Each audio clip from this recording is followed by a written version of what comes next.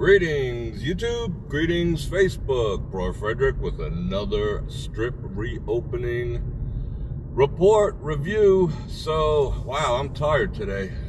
I went to the Linqs, the Flamingo, and Harrah's, and it was quite an adventure. There was an absolute ton of people there, totally unexpected, but it is the weekend.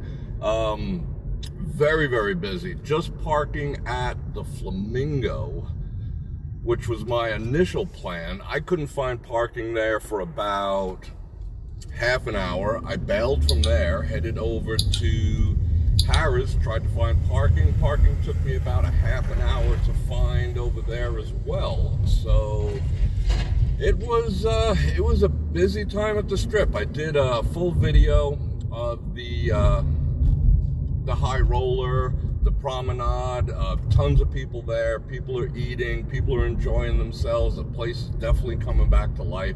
There was a protest on the strip a while ago, and that backed up traffic for miles, but it didn't deter the foot traffic in there. But there was tons of people on the strip. The temperature check report, all three casinos, the Linqs, the Flamingo, and Harrah's are all Caesars properties, so I wanted to see how they were handling it, and they're handling it the same way the MGM is.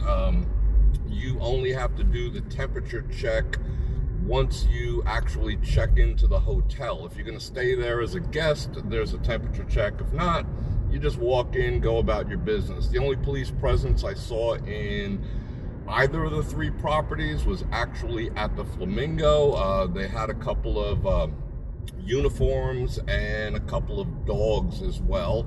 The people, for the most part, were extremely well behaved, but it was an absolute, considering that we're in reopening, it was an absolute madhouse in there. You'll see the videos tomorrow. I'll put them up. I did one in each property.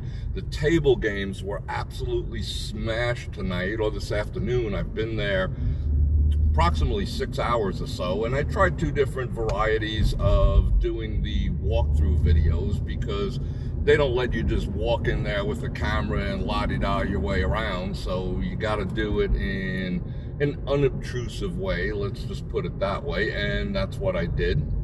So you'll see those three videos tomorrow, as well as the one in the promenade. So I had a great experience there. They're not the higher end properties. I know they were running some great deals. A lot of people took advantage of them, and for a Saturday night, a week and a half into reopening, it was pretty exciting to see. It was pretty slammed. People were having a great time. I saw a couple of people, had one too many, but overall, management was great. The dealers were great.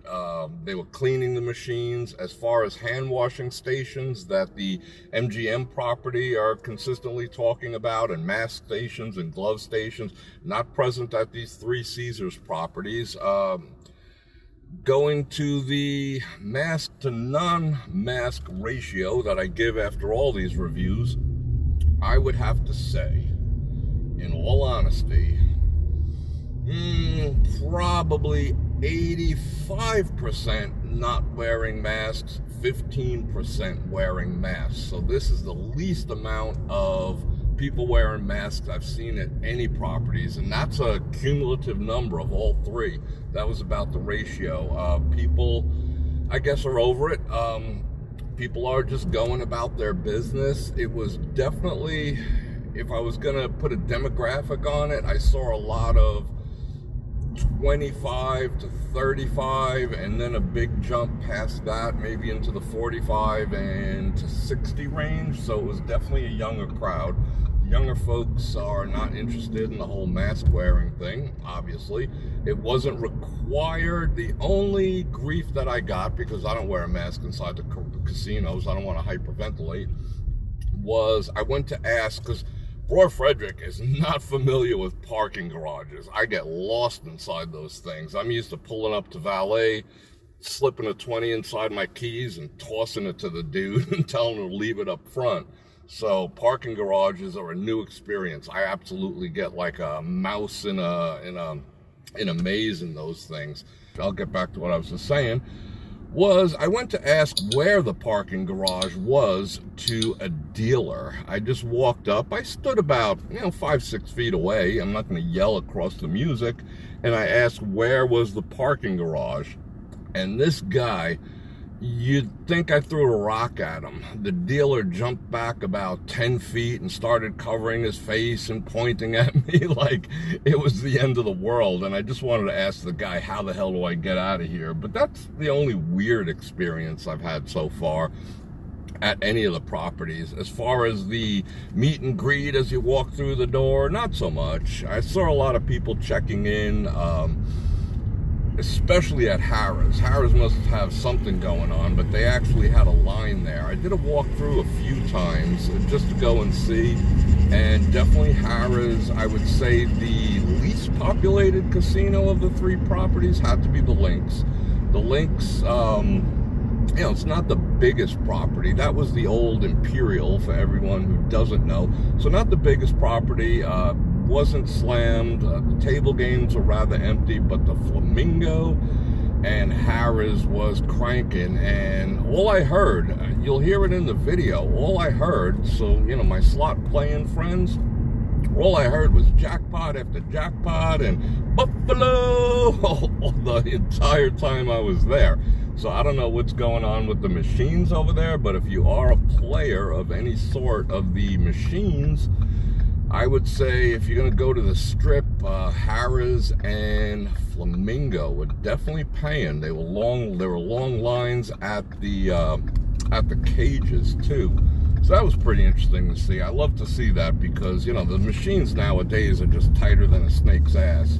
So, if you slip a 20, a 40 bucks in there, $100 in there and order a drink, there's a good chance you're going to be out your $100 before your drink comes.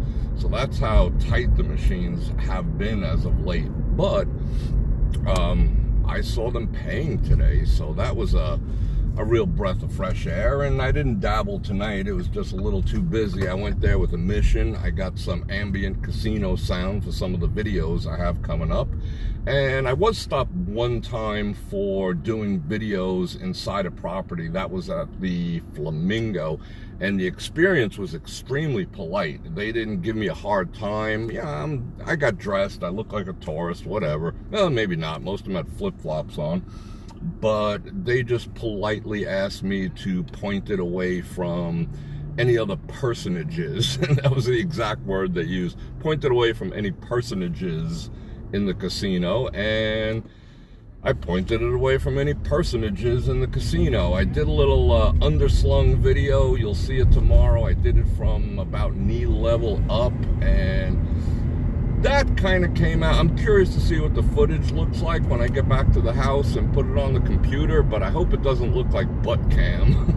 Because walking behind people, I basically got a camera, it was butt cam. Looks like something from Soul Train from the 80s.